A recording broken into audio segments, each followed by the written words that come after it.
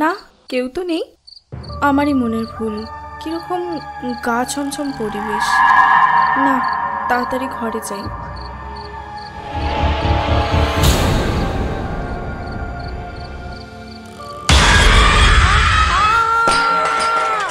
মা, চুমকির গলা না? হ্যাঁ, তাই তো মনে হলো। চল তো গিয়ে দেখি একবার। চুমকি ও রাজেশের কিছু মাস মাত্র বিয়ে হয়েছে, কিন্তু এই বাড়িতে আসার পর থেকে চুমকির সাথে নানা অলৌকিক ঘটনা ঘটতে থাকে।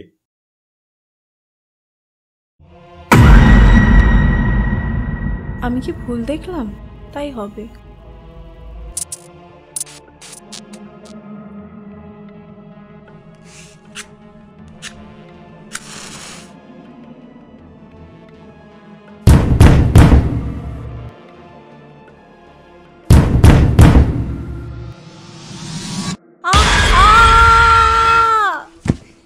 বৌমা, ও বৌমা, কি হলো?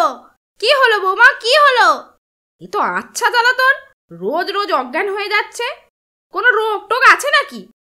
না, আজই খোকার সাথে কথা বলতে হবে। দেখ খোকা, বৌমার ব্যাপার স্যাপার আমার ভালো ঠেকছে না। বৌমা আসার পর যত সব ভুতুড়ে কাণ্ড ঘটছে। যখন তখন অজ্ঞান হয়ে পড়ে যায়, যখন তখন বাড়ির বাসন জিনিসপত্র পড়ে যায়। ওর সাথে কি ভূতের কোনো সম্পর্ক আছে? তুই ওর বাবার সাথে কথা বল। কি সব যাতা বলছো মা? ও শহরের শিক্ষিতা আধুনিকা মেয়ে। তাছাড়া ওর বাপের বাড়ি কত বড়লোক তুমি জানো। আমি সেখানে এইসব কথা বলা মানে বুঝতে পারছো কি হবে?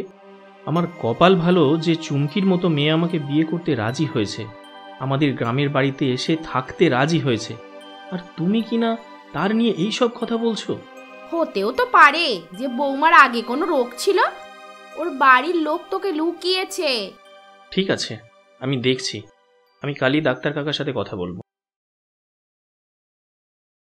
আরে কংগ্রাচুলেশন, বাড়িতে নতুন অতিথি আসতে চলেছে। এই সময় মেয়েদের এইরকম একটু আধটু হয়, একটু সাবধানে থাকতে হবে। আর হ্যাঁ, আপনারাও একটু খেয়াল রাখবেন। আমি ওষুধ লিখে দিচ্ছি, ভয়ের কিছু নেই। ভগবান এতদিনে মুখ তুলে চাইলেন।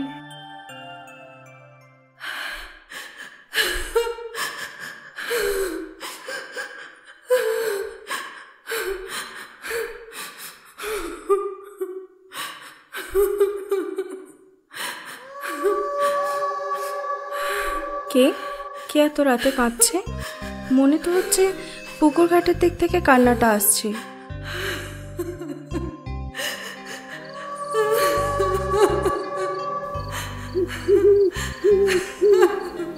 কে কে তুমি? এত রাতে এখানে বসে কাঁদছো কেন?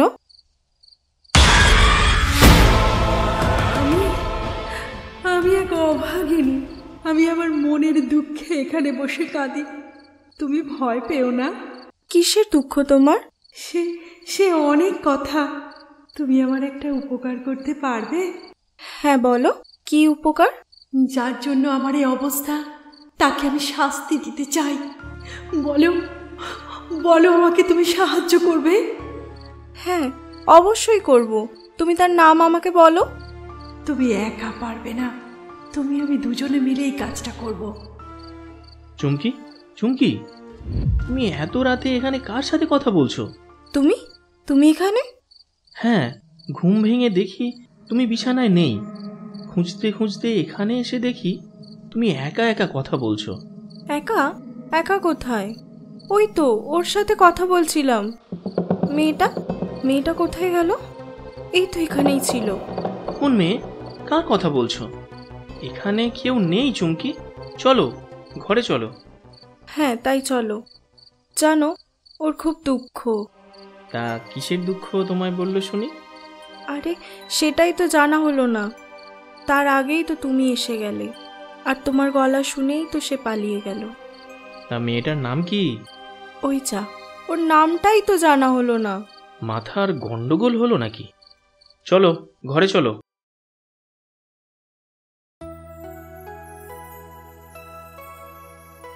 মা, আমি বেরোলাম। তোমার বৌমাকে দেখছি না। বৌমা রান্নাঘরে। খোকা, তোর সাথে কিছু কথা ছিল। কি কথা? বলছি, বৌমার ব্যাপার স্যাপার আমার ঠিক ভালো লাগছে না। ও যেন কার সাথে একা একা কথা বলে। আমিও খেয়াল করেছি ব্যাপারটা। দেখি কোনো সাইকিয়াট্রিস্টের সাথে কথা বলে। আরে এসব তোদের ওই ডাক্তারের কর্ম নয়, তুই বরং কোনো ওঝার কাছে যা। আমার জানা এক ভালো সাধু বাবা আছেন। উফ মা, তুমি থামবে? আমার হয়েছে যত জ্বালা। মহারানী শরীর খারাপের নাম করে শুয়ে থাকবেন আর আমি খেটে খেটে মরি। মনে হয় খাবারে বিষ মিশিয়ে। কেমন বিষ মা? যেমন আপনি রূপার খাবারে মিশিয়ে দিয়েছিলেন। কে কে এসব কি বলছো বৌমা? কে বৌমা? ভালো করে দেখ, আমি রূপা। বৌমা, না না না, এ হতে পারে না, এ হতে পারে না।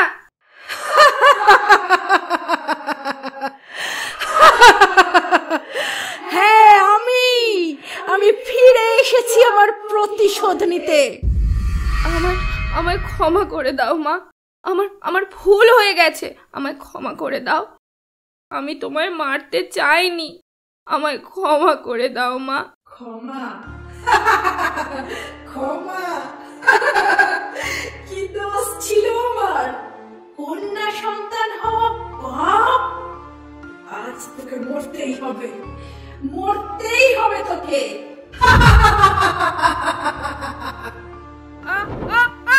বাঁচাও, বাঁচাও আমাকে।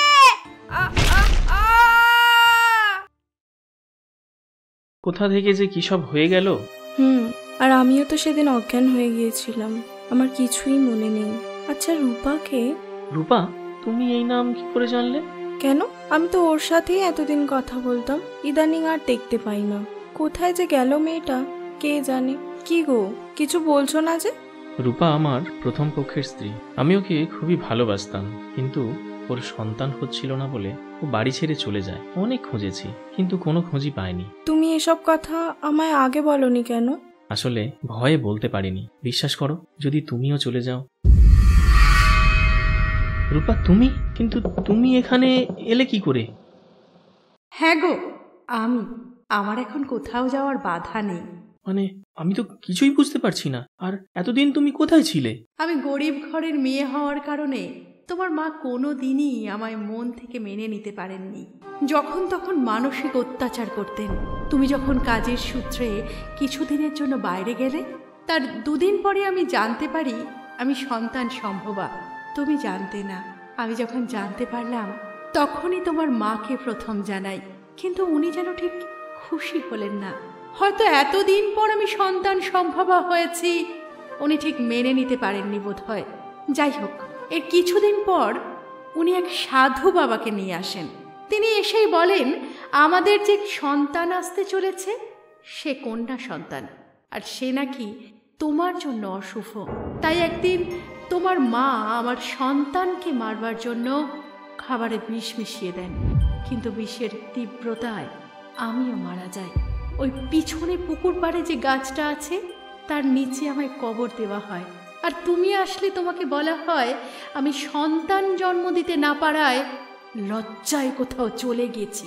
আজও ওখানে আমার কঙ্কালটা পড়ে আছে। তবে যখন জানতে পারলাম চুমকির সাথেও তোমার মা একই কাজ করতে চলেছেন, তখন আর চুপ থাকতে পারেনি। মানে তোমার মা আবারও সেই সাধু বাবার কাছে জানতে গিয়েছিলেন চুমকির পুত্র সন্তান হবে না কন্যা সন্তান।